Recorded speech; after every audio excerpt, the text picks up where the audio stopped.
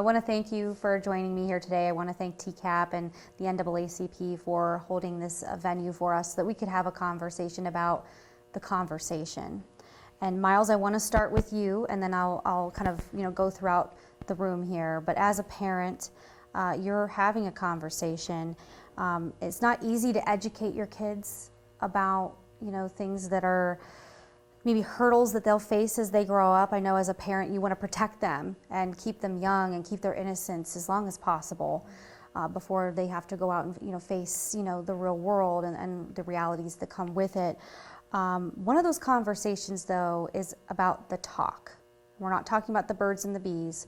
We're talking about how they need to carry themselves and how they need to prepare if they were to have an encounter with local police or law enforcement, right? And everyone here is having this conversation? That is correct.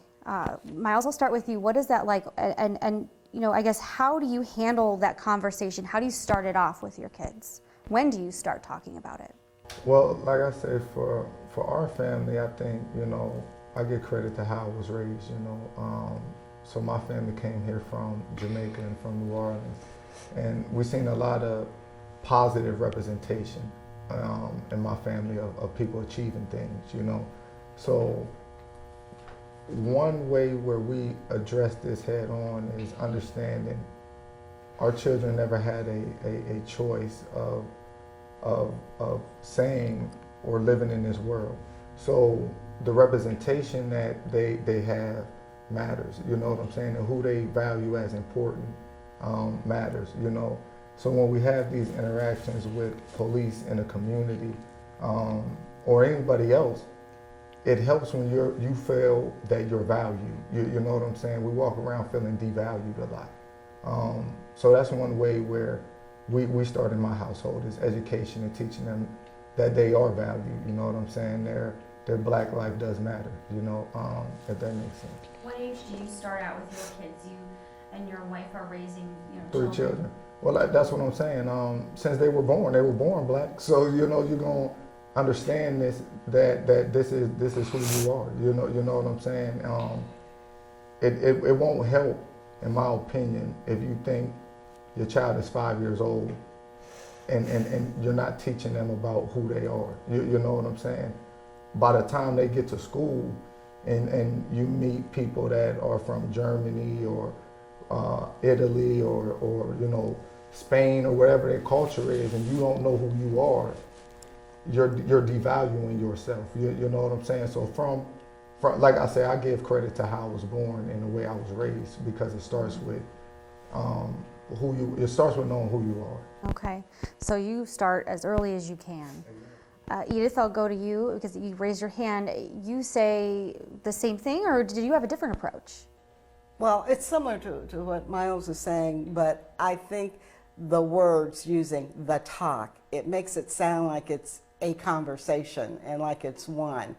And what I'm saying is it starts from the moment that child is born, that we know that child is going to be handled differently and the world will impact them differently all their life.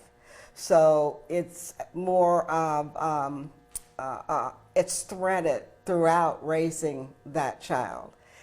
Just like we teach them how to walk, how to talk, we teach them how to respond to our world, okay, and how we're handled in the world.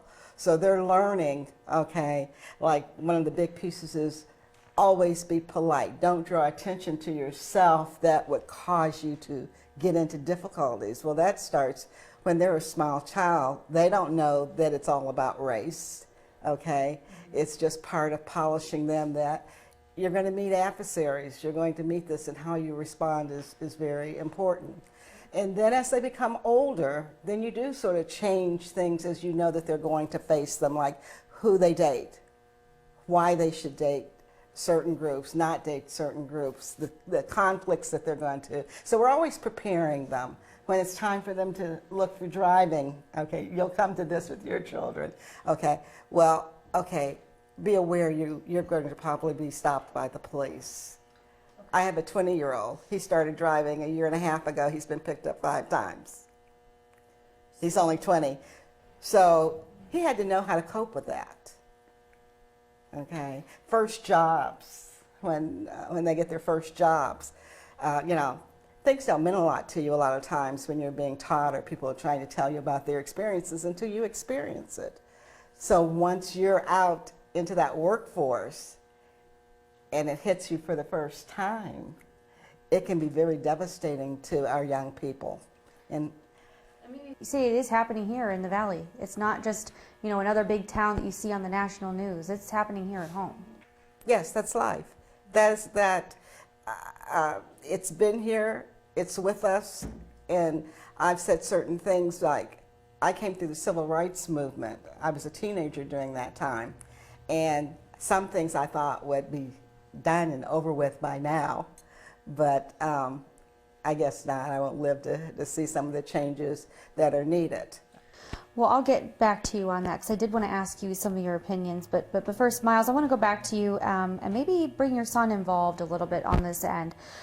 Is it a delicate balance, you know, not to instill too much fear? How do you weigh that?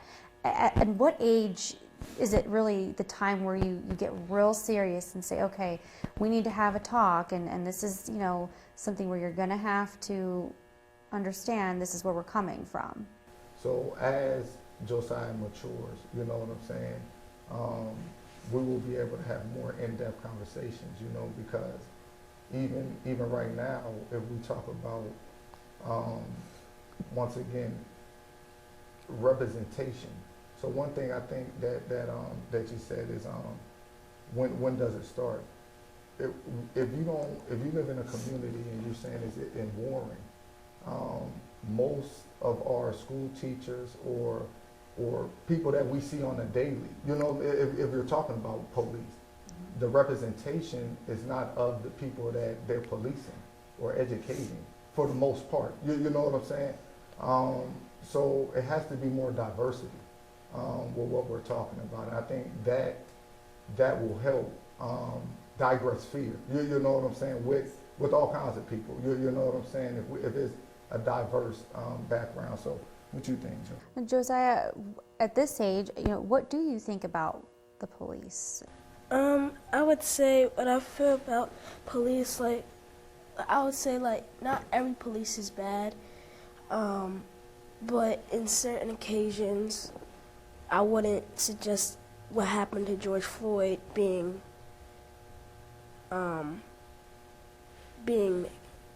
good, because as you can tell, George Floyd is no longer here and that police is dealt with, but the things that are going on, it's like really nobody cares about certain people, so they just want to destroy them.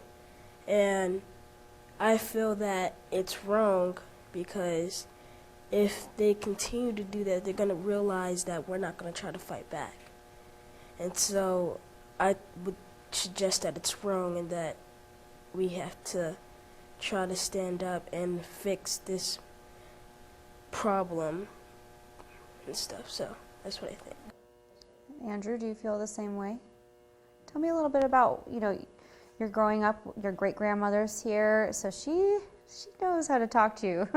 She's raised several children, and I'm sure she's fun. I need your advice sometimes. I need to call you for parenting advice. But, you know, tell me a little bit about your experience and how she's given you some guidance and helped, and now you're entering which grade at Harding? 11th grade. So, okay, you've gotten a little bit of high school under your belt now, and so, you know, how has she helped you? She just told me, like always be respectful and don't get smart with people. What about your approach toward law enforcement, how you would interact if you left home? Is there always, you know, a reminder before you leave with her, something that always is in your head with her voice in your mind? Yeah, like before I go to a store or something, I always say don't put your hood on before you take your hood off before you go in the store. A couple other stuff. Your receipts. Yeah. Oh, your receipts. And There's a whole litany. The list is long of the things that you try and tell them that won't get them into difficulty. And as far as the police, it's a delicate balance, because I think you were asking about fear. It's a delicate balance of trying to teach them that there are good people in the world, whether they are black or white. And I've tried to tell them about the good things that have tied our two races together, that we could not have succeeded with certain things. Coming out of the 60s, it was very hopeful. And I believe we saw great strides with education, with housing, with all those things that we were better able to do. Because as a girl, most black people that I knew, they worked in factories, they cleaned house, they did those types of things. But with my generation now, it was more open for education, and financially, we could grow. But now I see us I think we're going backwards. And that's very disappointing, because economically I don't see our race as, and I think the virus sort of proved that, why so many black people are dying with it, that we do so much of that, what we're now calling essential work. Okay, the work that's driving the bus, the work that's cleaning the buildings and all of that type of thing, and we're dying from the virus because we're so exposed. It's also letting you know that there's a great deal of people that we still have not been able to make the progress that we thought we were going to make back in the 70s, when civil rights was, we've made it, we're there. Well, I don't think that we're there after all. What about with law enforcement? What are some areas that you think could be improved upon? I still think that there's a great deal of fear in our culture. I mean, that's my personal opinion of law enforcement. That piece where, the police are there to serve and protect. I sort of laugh at that. Serve and protect who? When so many of us are dying, and our interactions are so, so negative with the police. So. And Andrew, do you feel that sense of security when you are interacting with law enforcement? Do they make you feel like they're protecting you? Like sometimes, like say if you get pulled over and like they'll just start yelling at you and stuff for no reason. And that's not what they're supposed to do. I think there's a lot of fear that this movement could get hijacked. And you said you were hopeful that out of the civil rights movement, that was the mood, that was the vibe, that we were going to make strides, and we did at some point. But are you worried about this moment not being, I guess, developed and taken and then actually used toward real change? Because that is what the members of the local faith community organizations and churches have been saying in the recent weeks, is that we have to, it's a constant thing. It can never stop. Would you say that that's right? Would you agree with that? I'm hopeful, but as I look at our Congress and our leadership, on this level we can try and do some things, but the general culture needs to be changed. And when I look at those individuals that are supposed to be leaders of the country, okay, nothing can be done unless different bills are passed, different proposals are gotten through, so that you can feel even more hopeful and you can see hope. You can see it actually moving. So it's two parts. It's one, it's an internal piece that individual people in our community, that we need to do that changing, but also the wider world needs to, or the wider United States. And I am not real hopeful at this point that that's going to happen. So I'm sort of pessimistic about it. And I'm saying right now, try and grab what you can, get whatever bills passed, get whatever you can for the moment, but I'm just not hopeful about it. In the meantime, the fear that we have in our community, I'm concerned about people continuing to die, because that fear of policing, it's still there, even though you try to teach your children not to be afraid. That authority piece and seeing how people have died in the police's hands, it's still going on. We talked as a group last night, and I was surprised at how much they knew. It was frightening, but enlightening as well, and encouraging. They watch the news, they listen to the news, and they are aware of self, they're aware of themselves in the community and at school. I was so pleased with that. I want you guys to know that from me. I loved talking to you the other night about it. You're addressing your grandchildren. What points are you trying to stress to them during this time? Safety, security, equality, awareness, self-awareness, and community awareness. We talked as a group last night, and I was surprised at how much they knew. It was frightening, but enlightening as well, and encouraging. They watch the news, they listen to the news, and they are aware of self, they're aware of themselves in the community and at school. I was so pleased with that. I want you guys to know that from me. I loved talking to you the other night about it. I loved that. We talked about George Floyd. We talked about I Can't Breathe. We talked about Black Lives Matter. And as a family, we tried to stress Christian values. We tried to stress societal value. Don't treat anybody worse than you want to be treated. Treat them the way you want to be treated. Having learned that from a mother who came from southern Georgia and a father who came from southern Alabama, they could have taught us many things as kids, but they never really shared what they went through or endured in southern Alabama and southern Georgia.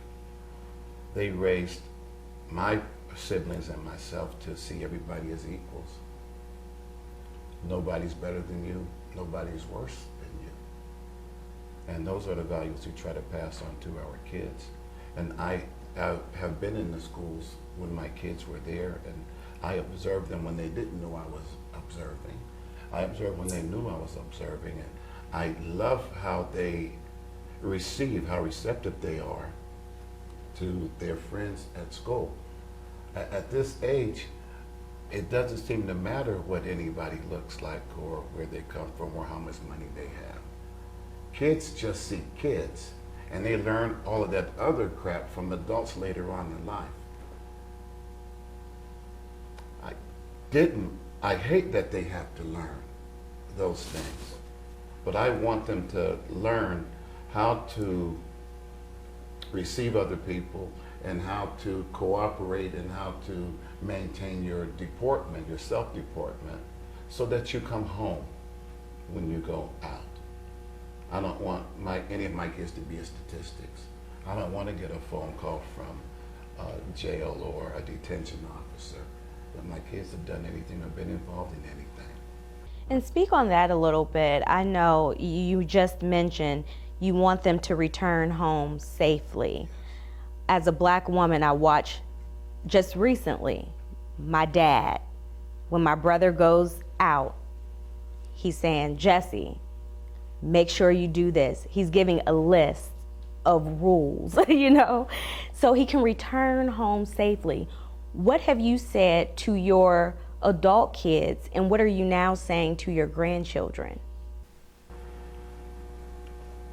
Be cooperative.